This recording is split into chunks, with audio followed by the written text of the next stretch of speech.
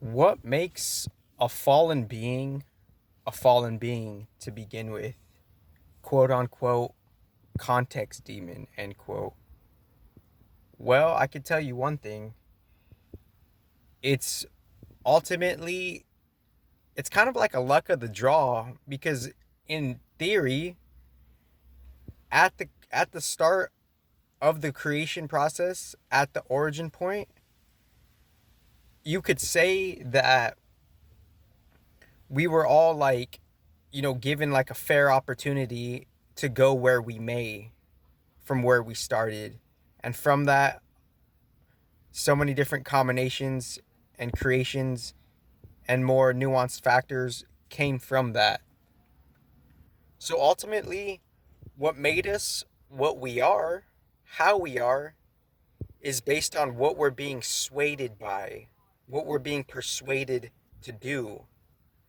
And what we're being persuaded to do on an underlying note, there was always similar mechanics, similar factors. It's just about how we're going about it.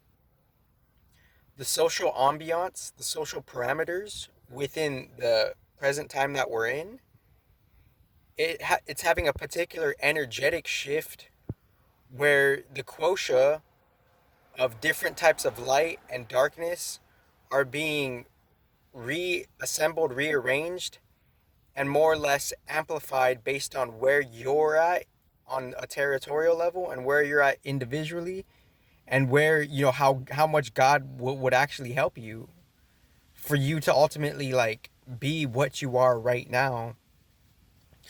Because on one notion, within the social ambiance and the social parameter of it, no matter if you're a quote unquote demon or not demon, end quote, and that's a context thing, we're leaning towards both of them on an energy level, and it's not literally that. Within the social ambiance and the social parameter, we're all looking for progression. So, how we're going about that progression based on our own compartmentalized sector of where we're at, based on where we've traveled from our original soul conception across all the layers, species, and fields of, consciousness. We all have been swayed to develop habitual patterns, to develop different types of samskaras, ways of being, ways of thought, ways of mode, ways of emotional reaction and emotional, transformation or not. We all similarly want that progression, but how we're going about that progression, it's nuanced based on what we have taken the bait to be persuaded by, and based on what we have been persuaded by, we're developing new habits from that, from our surface level. It's just a collection and it's a micro reflection based on all that we were on a different level, because there's different modes of us. Similarly and differently, we're expressing all of those modes from our original self, because who could really say what is the new creation of a human species? Who's to really say what is the new creation of your soul experiencing whatever it will, if it progresses to something of a different context of a future, if it progresses to something of a different context of a past? And what I mean by that is, a past could be an energetic domain that's self-existing, and on the scale of evolution, the quote unquote past, it's not necessarily the past in a different context. It's just a state of like devolution rather than evolution. So we've all been swayed to go about this notion of progression because there's a subtle mechanic, there's a subtle mechanism based on how things are, like, kind of regulated. There's self-regulating principles within the universe and within this earth, within the solar system. And that self-regulating principle is we're only going to act on based on what we can act on from our limitations, and we're not going to act out of our own pocket based on how we want to self-preserve ourselves. So that's the subtle mechanic on how, us going for progression however we do, it's going to be nuanced to that energy mechanic based on we're going to stop ourselves based on our own limitations. The quote unquote different contexts of demons, end quote, they're going to stop themselves based on their own quota of limitation. So it's like, then people wonder why there's confusion and not confusion, etc. Because we're giving things more power than they don't actually have.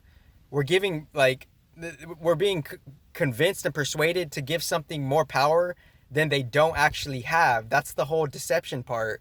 So that's like the decoding of deception.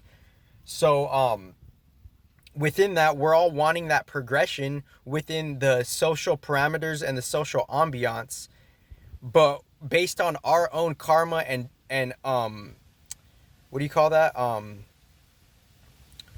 the karma and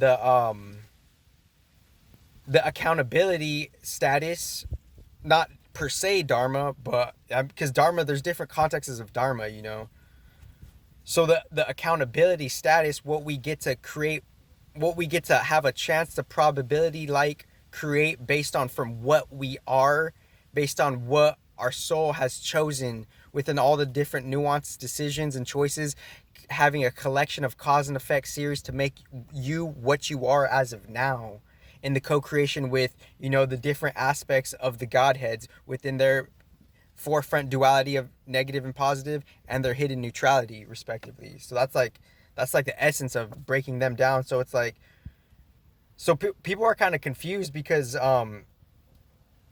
it's like, you know, they're either leaning towards doomsday or heaven when it's both of them are like calculated in a bigger arena of mechanics. You know, we only get to do based on what we're allowed to do as God, you know, is taking care of the limitations. You know, like if God is all powerful, then why subject to say he can't do this or he can do this? Like he could just make you believe whatever you want, right? And then you'll believe that based on your own bias, whether that bias is predicated on a basis of truth and productivity or falsehood and illusion. So so I don't know. Like I have 20 seconds left. I have to bring more memory, but what I'm really trying to say is you know, there's deep order within all of this.